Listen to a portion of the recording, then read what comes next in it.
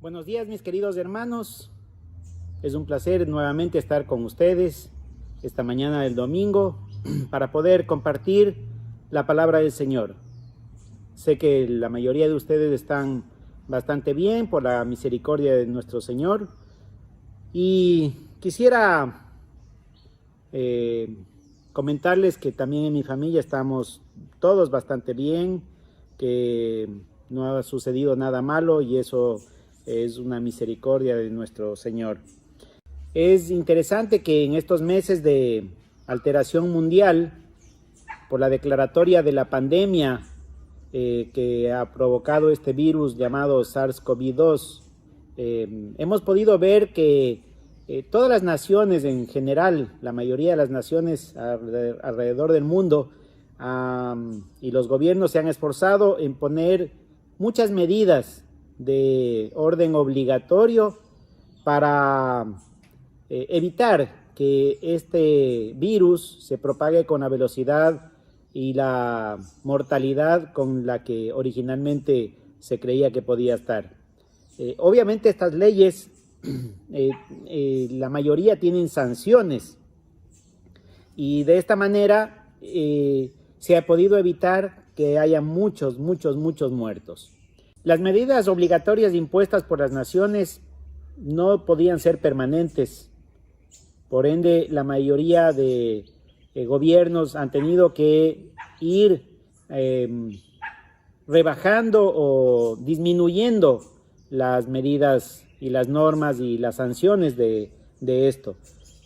En muchos países inclusive ya no hay sanciones, no hay normas. Por ejemplo, en Suecia no hay ninguna norma al respecto, solamente hay recomendaciones. Pero cuando ya en la mayoría de los países han liberado la ley, también se ha notado que las personas incumplen voluntariamente las reglas y no las siguen. Entonces yo me pregunto, ¿qué es lo que motivaba a las personas a que obedezcan y se guarden de contagiar unos a otros? Les digo enfáticamente, la ley. Sin la ley y las consecuencias de esa ley o las sanciones de esa ley, sin la ley no hubieran podido controlar la pandemia ni la propagación del virus. Una vez que las leyes fueron quitadas o las normas fueron quitadas, las personas normalmente tienden a actuar de diferente manera y se liberan. Al no haber las consecuencias, se liberan y vuelven a hacer lo que antes hacían. Obviamente hay personas que sí cumplen con las normas, aun cuando no hayan leyes. Pero de esa gran mayoría que cumplen las normas, muchos de ellos las cumplen más pensando en las consecuencias propias que trae el virus, por ejemplo, la muerte o enfermedades adicionales o dolores o ansiedad o qué sé yo. Y esa es la razón por la que muchos, no habiendo ya la ley y las sanciones, siguen cumpliendo con las normas. Realmente poquísimas personas, diría yo, cumplen las normas para evitar la propagación y la muerte por amor y respeto a los demás. Entonces, se puede resumir que se ha evitado la mortalidad porque los gobiernos han impuesto una ley con sanciones. Se ha evitado también parte de la mortalidad porque las personas conscientes de que pueden morir tienen temor a morir y se guardan y cumplen unas normas básicas de salud. Pero muy pocos, desde un principio, cumplían las normas y las recomendaciones, no por sí mismos o porque sean sancionados o porque haya una ley de por medio, sino porque se dieron cuenta inmediatamente que hay otras personas afectadas y que merecen respeto y hay que amarlas. El ser humano por naturaleza no le gusta sujetarse a las leyes. Por eso las leyes siempre tienen que tener sanciones. Caso contrario, nadie las va a cumplir. También el ser humano es motivado muchas veces a seguir unas reglas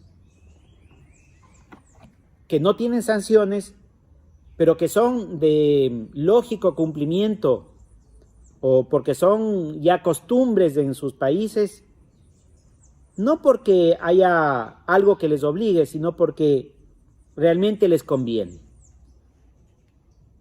En la esfera espiritual, Dios, el creador de los hombres, desde un principio quiso que la única ley que rija en la relación hombre-Dios o Dios-hombre sea la ley del amor y respeto. Pero lamentablemente eso no sucedió. En algún momento, ese amor y respeto se convirtió en libertinaje o en la libertad de ofender a aquel que lo había creado, y el hombre pecó. Sin embargo, Dios, que era la otra parte del amor y respeto, porque siempre tiene que haber dos partes, Dios sí cumplió su parte de seguir amándonos y seguir cuidándonos y respetándonos. Y por eso envió a su Hijo Jesucristo para que Él muera en la cruz por nuestros pecados. Para evitar que un virus llamado pecado acabe con nuestras vidas. Pero el hombre no le gusta tener esta relación con un Dios creador. El hombre quiere hacer lo que él quiere. El hombre quiere disfrutar de lo que piensa que él debe disfrutar. En este contexto, el apóstol Pablo se anima a escribir una carta a una iglesia que comenzaba a tener ciertos inconvenientes con la forma de pensar, con relación a qué pasa si no tengo una ley espiritual que me sujete o que tenga sanciones al respecto contra mí. Esa iglesia era la iglesia de Roma. La iglesia en Roma estaba muy controlada. Las leyes romanas eran muy fuertes y con sanciones tremendamente fuertes. Para colmo, para los cristianos era peor, con persecuciones y muerte. Sin embargo, en la esfera espiritual, todos aquellos que conocían a Cristo entendían de que ya habían sido salvados y que no había una sanción al pecado luego de la salvación. Entre muchas cosas que el apóstol Pablo escribió en el libro de Romanos, escribió algo que me llama mucho la atención acerca de cuáles son las razones que me deben motivar a mí, como cristiano, a no pecar, a no transgredir esas normas y vivir bajo una norma de amor y respeto para con los demás y para con Dios. Y eso podemos encontrarlo en el libro de Romanos, capítulo 6, versículos del 1 al 14. Ha comenzado la introducción indicando de que este virus que mata, llamado SARS-CoV-2, con una velocidad increíble, se propaga y mata a muchísimas personas. Para ser contenido y para ser eliminado o abolido, tenía que estar la población, es decir, aquellas personas que podían contaminarse, tenían que estar bajo la ley o bajo una norma o una regla. Muchas con sanciones y otras solamente con recomendaciones. Aunque la lógica debería llamarnos, y la prudencia debería llamarnos, a cuidarnos unos a otros por amor y respeto. El apóstol Pablo en el área espiritual dice que hay un virus llamado pecado, que provoca o se contamina con una velocidad tan rápida, se esparce con una velocidad tan rápida, que es increíblemente mortal.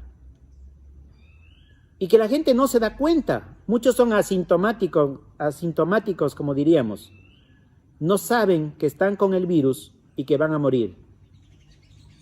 Y mueren y no se dan cuenta. Hay otros que son sintomáticos. Y entonces el apóstol Pablo, queriendo de alguna manera organizar, queriendo de alguna manera motivar, no por la ley, porque ya no estamos bajo la ley, escribe aquí en Romanos 6, animando y motivándonos 6 razones para vivir en santidad. 6 razones por las cuales ya no debemos dejar que este virus, que ya no tiene control sobre nosotros, gobierne nuestras vidas y podamos alabar a Dios. La primera razón se encuentra en el versículo 1, que dice: ¿qué pues diremos? ¿Perseveraremos en el pecado para que la gracia abunde? En ninguna manera, dice el versículo 2, porque los que hemos muerto al pecado, ¿cómo viviremos aún en él? Entonces, la primera razón para vivir en santidad, para vivir libres del poder del pecado, es considerar que estamos muertos a ese pecado. Es decir, que estamos vacunados al pecado. Así como cuando uno se vacuna para que el SARS-CoV-2 no tenga el efecto o la mortalidad que debe tener en nuestras vidas, entonces nosotros debemos ser vacunados. Ya en los tiempos del apóstol Pablo, en la comunidad cristiana, sobre todo fuera de Israel, en la comunidad gentil, se puede decir cristiana gentil, se había enraizado un concepto sumamente claro, que una persona, cuando cree en el Señor Jesucristo y acepta a Cristo como su Salvador, era salva de la condena del pecado en forma eterna o eternamente. Es decir, ya entendían y sabían que no había manera de perder la salvación. Lo tenían tan claro este concepto en la iglesia, luego de la muerte del Señor Jesucristo, en la iglesia neotestamentaria, que comenzó a correr un virus que se propagó rápidamente entre las iglesias y muchos fueron afectados. Y este virus era el menosprecio al precio pagado por la salvación obtenida eternamente. ¿Por qué digo menosprecio? Porque obviamente si estás vacunado, no vas a tener los cuidados de ponerte una mascarilla, de ponerte una máscara adelante, de retirarte de las personas, de mantener la distancia, en fin. Pues si ya estás vacunado, haces lo que te dé la gana. Sales, te diviertes, en fin, porque ya estás vacunado, ya no hay riesgo de morirte. Entonces puedes dejar que tu cuerpo haga lo que quiera. ¿Por qué? Porque ya estás vacunado. Entonces, en el tiempo del apóstol Pablo, entre las iglesias, se entendía claramente que no se podía perder la salvación, que el pecado ya no tenía poder sobre las personas. Y comenzaban a ser laxos, es decir, simplones, es decir, no cuidarse de pecar. Hoy en día esto está totalmente vigente también en muchos cristianos. La mayoría peca no voluntariamente. Muy pocos de los cristianos pecan voluntariamente, es decir, no les importa pecar y ofender al Señor porque saben que son salvos, porque saben que han creído en el Señor Jesucristo. Pero la gran mayoría peca, ofende a Dios y no se guarda en santidad porque no sabe valorar lo que ha tenido. No se da cuenta de que por qué razones debe vivir en santidad. Esta falta de apreciación del verdadero valor pagado por nuestro Señor es que hace que nos pasemos el tiempo en las cosas del mundo y no en las cosas espirituales. Por ejemplo, gastamos muy poco tiempo en leer la Biblia. Seamos sinceros, mis queridos hermanos. ¿Quiénes de nosotros hemos leído una vez por lo menos, completamente la Biblia? ¿O quiénes de nosotros gastamos 10, 15, 20, 30 minutos diarios para leer la palabra de Dios? O si la leemos, ¿gastamos tiempo en orar? ¿En meditar en el Señor? ¿En conversar con Él? Hace un tiempo atrás di una enseñanza acerca de Josué, cuando no consultó a Dios para recibir a los gabaonitas y no los exterminó e hizo alianza con ellos. Y la forma de consultar a Dios es a través de la oración. ¿Consultamos a Dios? ¿Memorizamos la palabra? ¿Vivimos la palabra? ¿Compartimos la palabra de Dios a otros? ¿Hacemos ayuda a otros? Como no pasamos tiempo en el Dios de la palabra y en la palabra de Dios, es que pecamos y ofendemos a Dios. Es decir, entendemos de que somos salvos y bueno, no tiene mucha importancia si no leo la Biblia. Mientras crea que soy santo o crea que no ofendo a Dios porque voy a la iglesia los domingos o porque leo un pequeño escrito que mandan en el celular o porque veo un versículo por aquí y por allá, es suficiente. Veamos qué dice Romanos 12, 1, 2, un poco más adelante. Dice la palabra de Dios en Romanos 12, 1, 2. Así que, hermanos, os ruego por las misericordias de Dios que presentéis vuestros cuerpos en sacrificio vivo, santo, agradable a Dios, que es vuestro culto racional. No os conforméis a este siglo o al pensamiento que nos rodea de aquellos que no conocen a Cristo, esto es a este siglo, sino transformaos por medio de la renovación. Renovación es renovar, volver a nacer de nuestro entendimiento para que comprobéis cuál sea la buena voluntad de Dios, agradable y perfecta. No va a haber manera, mis queridos hermanos, de que podamos nosotros agradar a Dios y vivir en santidad, libres del poder del pecado, si no entendemos que estamos muertos al pecado. Muertos al pecado. La segunda razón está en el versículo 3 de Romanos 6, en el versículo 3, y dice: ¿O no sabéis que todos los que hemos sido bautizados en Cristo Jesús hemos sido bautizados en su muerte? ¿Pero qué significa ser bautizados en Cristo Jesús? ¿Se acuerdan que habíamos enseñado en el mismo libro de Romanos varias veces sobre qué es bautizar? Significa sumergir o introducir. Es decir, que cuando creemos en el Señor Jesucristo, somos introducidos en el cuerpo de Cristo. Metafóricamente, porque obviamente no sucede eso en forma carnal, pero metafóricamente o espiritualmente, llegamos a ser parte del cuerpo de Cristo, porque somos introducidos, bautizados, sumergidos en el cuerpo de Cristo. Vamos a buscar Colosenses 1:24. Ahora me gozo en lo que padezco por vosotros y cumplo en mi carne lo que falta de las aflicciones de Cristo por su cuerpo, que es la iglesia. Miren, aquí podemos entender un poquito qué significa ser bautizados en Cristo Jesús. Bautizados, sumergidos en el cuerpo del Señor, introducidos en el cuerpo. Pero el Señor tiene una representación aquí en la tierra de su cuerpo, que es la iglesia. Cuando nosotros aceptamos a Cristo, somos introducidos en la iglesia, en ese pueblo santo, adquirido, sacerdotes de Dios, embajadores.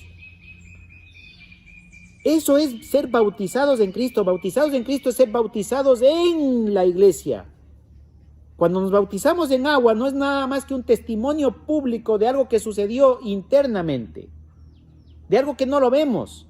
Somos parte de ese cuerpo llamado iglesia, que la representación física de ese cuerpo espiritual llamado iglesia es la iglesia local. En la iglesia local se cumple todo el contexto y el concepto de la iglesia universal, del cuerpo de Cristo. Entonces, ser bautizados e introducidos en Cristo significa que cada persona que cree en el Señor Jesucristo ingresa o es parte de la iglesia. Y obviamente, por ser parte de este cuerpo, tiene deberes y derechos. Porque el cuerpo se compone de muchos miembros: manos, ojos, oídos, cabeza, piernas, en fin, piel. Y cada uno de estos miembros del cuerpo tiene una responsabilidad y un deber. Y tiene un derecho también. La responsabilidad de la mano es tomar las cosas. La responsabilidad del ojo es mirar las cosas. La responsabilidad del oído es oír las cosas. Y nosotros, como miembros de este cuerpo de Cristo, la iglesia, somos cada uno un miembro en particular. ¿Qué eres tú? ¿Qué soy yo? Aún el pelo más chiquito tiene una función dentro de la iglesia, dentro del cuerpo. Uno diría, la piel, ¿para qué sirve? Bueno, pues tiene una función y muy importante. La célula más pequeña del cuerpo tiene una función y una función muy importante. No te sientas mal, mi querido hermano o hermana, porque no eres predicador, porque no eres un maestro, porque no eres un gran expositor de la palabra. Porque lo que Dios te ha permitido a través de los dones es darte las capacidades suficientes para que puedas vivir en santidad dentro del cuerpo de Cristo. Para que puedas ayudar a otros, exhortar a otros, animar a otros con lo que Dios te ha dado. No creas que eras menos porque eres el pelito más pequeño del cuerpo. Porque no eres la boca, que es la que más habla y se enorgullece de lo que está diciendo. Y anímate y motívate que una razón para vivir en santidad delante de Dios es ser parte del cuerpo de Cristo, la iglesia. La tercera razón está en los versículos 4 y 5 de Romanos 6. Habíamos visto entonces que la primera razón para vivir en santidad es que estamos muertos al pecado, que hemos sido bautizados o introducidos en el cuerpo de Cristo, que es la iglesia. Y en el 4 y 5 dice, porque somos sepultados juntamente con Él para muerte por el bautismo, a fin de que como Cristo resucitó de los muertos por la gloria del Padre, así también nosotros andemos en vida nueva. Porque si fuimos plantados juntamente con Él en la semejanza de su muerte, así también lo seremos en la de su resurrección. La tercera razón para vivir en santidad es que tenemos una nueva vida para andar en ella. Una nueva vida. Andar en esta nueva vida se puede porque ya fuimos sepultados, dice aquí. Sepultados, muertos, junto con nuestro Señor Jesucristo en la cruz, muertos al pecado y resucitado con unas cualidades y capacidades que nos permiten andar de una manera completamente diferente a la anterior. Es decir, como nuevas personas, nuevas criaturas. Dice la palabra de Dios, he aquí, somos nuevas criaturas. Pero, ¿qué es esta vida anterior? ¿Cómo éramos en la vida anterior? La Biblia dice, la vieja naturaleza. ¿Cómo era esta vieja naturaleza? ¿Qué hacía? Veamos Gálatas 5:19, ¿qué dice? Manifiestas, es decir, son expuestas, no pueden ser escondidas. Dice, manifiestas son las obras de la carne, que son adulterio, fornicación, inmundicia, lascivia, idolatría, hechicerías, enemistades, pleitos, celos, iras, contiendas, disensiones, herejías, envidias, homicidios, borracheras, orgías y montón de cosas más no mencionadas en este versículo que dice al final, y cosas semejantes a estas, acerca de las cuales os amonesto, os llamo la atención, como ya os lo he dicho antes, de que los que practican tales cosas, practican, viven, se recrean, no entrarán o heredarán el reino de Dios. No tendrán vida eterna, dicho de otra manera, o no serán salvos. La vida anterior era vivir, practicar el pecado. Nos encantaba. Puede ser que en la vida anterior no haya sido mentiroso o chismoso, pero sí era fornicador o sí era alcohólico. Puede ser que en la vida anterior no era drogadicto, pero era lascivo, me encantaba ver pornografía o estar lejos de las cosas de Dios, o solamente pensar en el dinero, amar el dinero, o querer ser una persona famosa, en fin, tantas cosas. Esa es la vida anterior. Una de las razones, entonces, la tercera razón para vivir en santidad es saber que tengo una vida nueva, que soy una nueva criatura y en esta vida nueva puedo andar en ella. Entonces la vida nueva es dejar de practicar aquello que no agrada a Dios, aquello que estaba en mi vieja naturaleza, que aún convive aquí, que aún me llama a hacer cosas malas. El que sabe hacer lo bueno y no lo hace, le es pecado. No solamente pecar, mentir, engañar, robar, fornicar, adulterar, engañar, emborracharse, esas cosas así, o matar, es vivir en la vieja naturaleza. Dejar de hacer lo bueno también es vivir en la vieja naturaleza. Es decir, dejar de compartir la palabra de Dios, las buenas nuevas de salvación, es vivir en la vieja naturaleza. Dejar de meditar y de leer la palabra de Dios, orar, pasar tiempo con Dios, es de la vieja naturaleza. Andar en vida nueva es estar como María Magdalena, cuando derramó el perfume en la cabeza del Señor y en los pies del Señor, y pasó con él a sus pies, deleitándose con el Señor, haciendo lo que el Señor le decía que haga. La cuarta razón para poder vivir en santidad está en los versículos 6. Sabiendo esto, que nuestro viejo hombre fue crucificado juntamente con él para que el cuerpo del pecado sea destruido, a fin de que no sirvamos más al pecado, porque el que ha muerto ha sido justificado del pecado.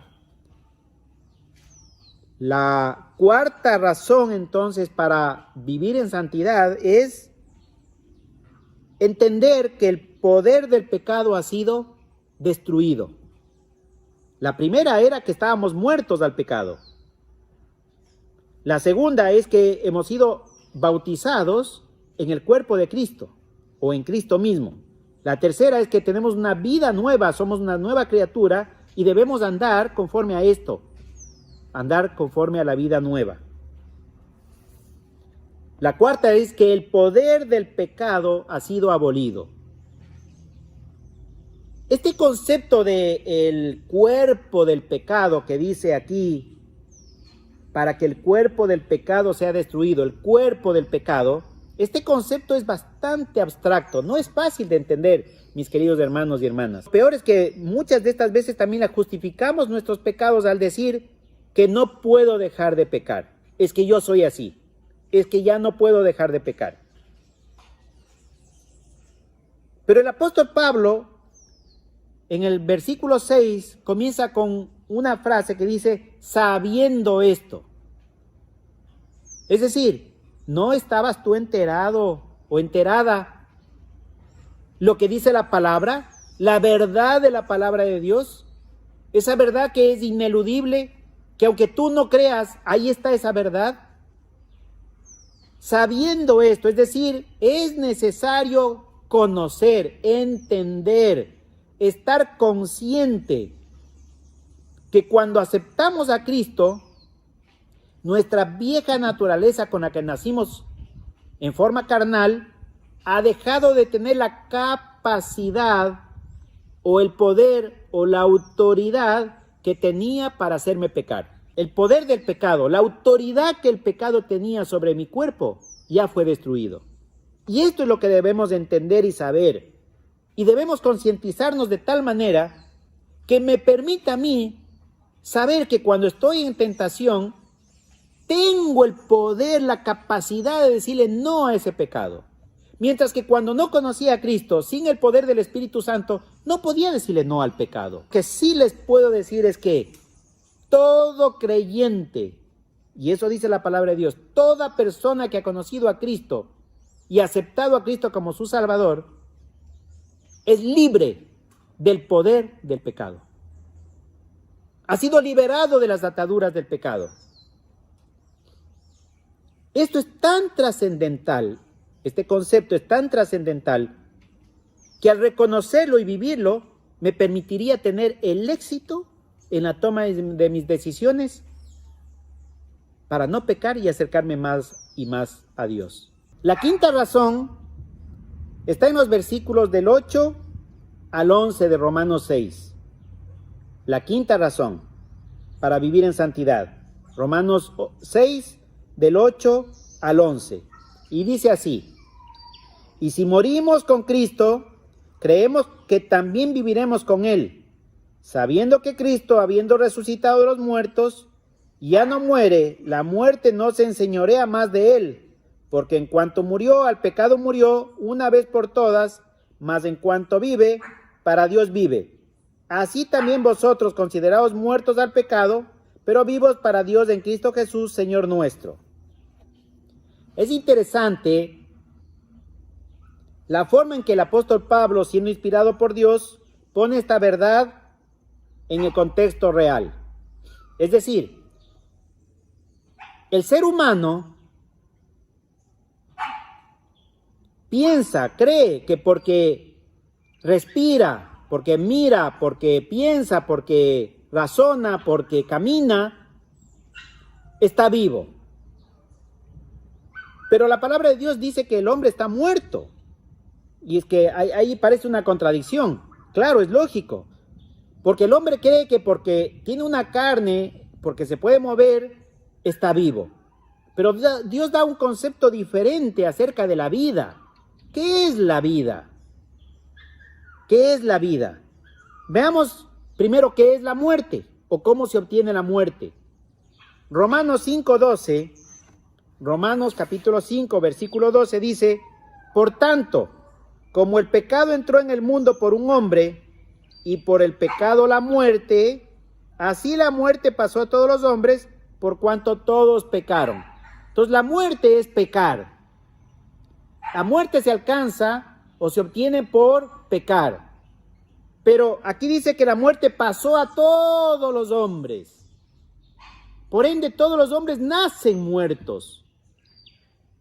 La herencia de Adán, que nos dejó Adán, es estar muertos. ¿Pero qué entonces? No entendemos. Si estamos respirando y pensando, ¿no estamos vivos? No, mis queridos hermanos. En Génesis dice que cuando Dios formó al hombre del polvo de la tierra, dice que sopló en su nariz aliento de vida o espíritu de vida, y concluye diciendo: y fue el hombre un ser viviente. Es decir, que tiene vida.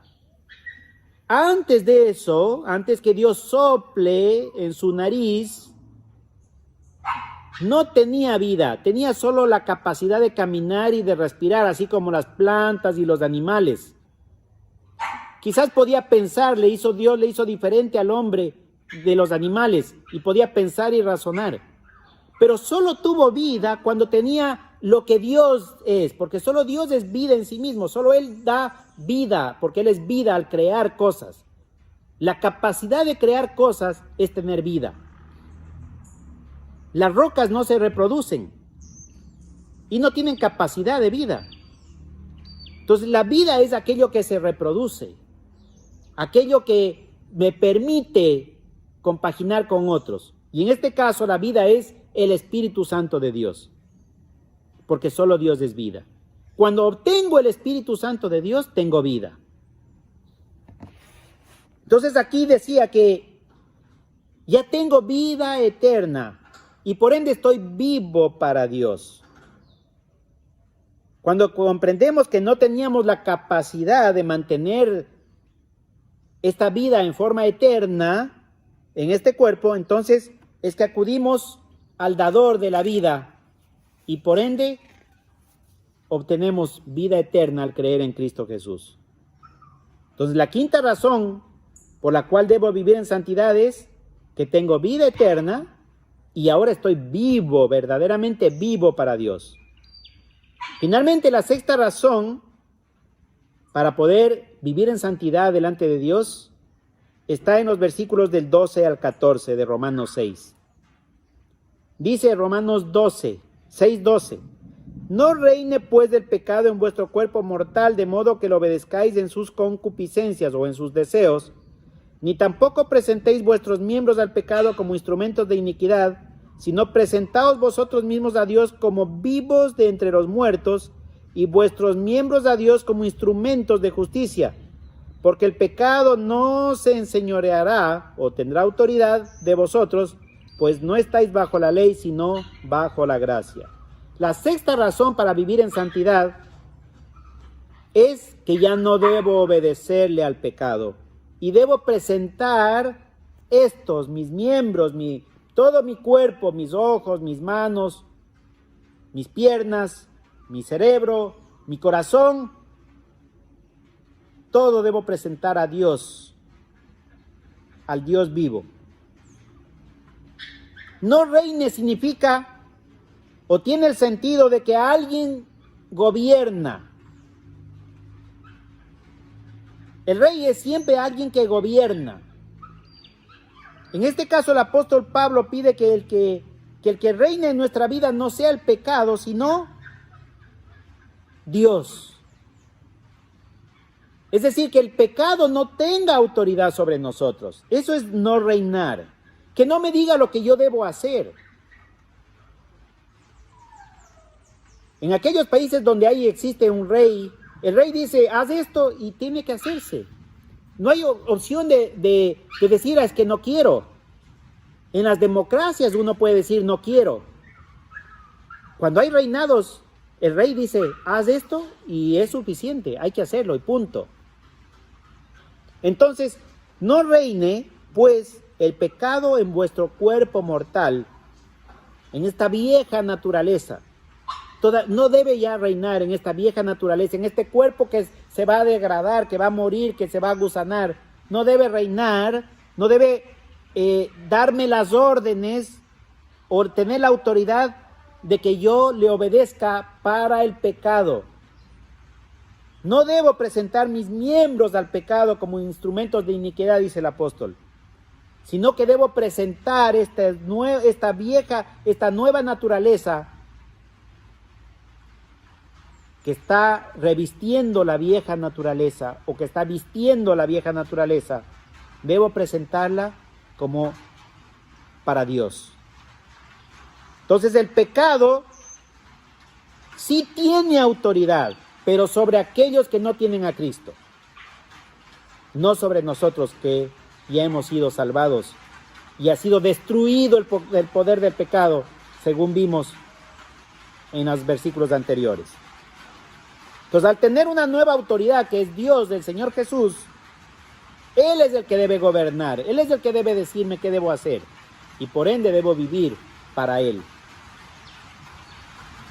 Entonces, mis queridos hermanos, 6 razones para vivir en santidad según Romanos 6, del 1 al 14. La primera, porque estoy muerto al pecado. La segunda, porque he sido bautizado e introducido en el cuerpo de Cristo. La tercera, porque tengo una vida nueva que me permite andar en ella. La cuarta, porque el poder del pecado ha sido abolido. La quinta, porque ya tengo vida eterna y estoy vivo para Dios.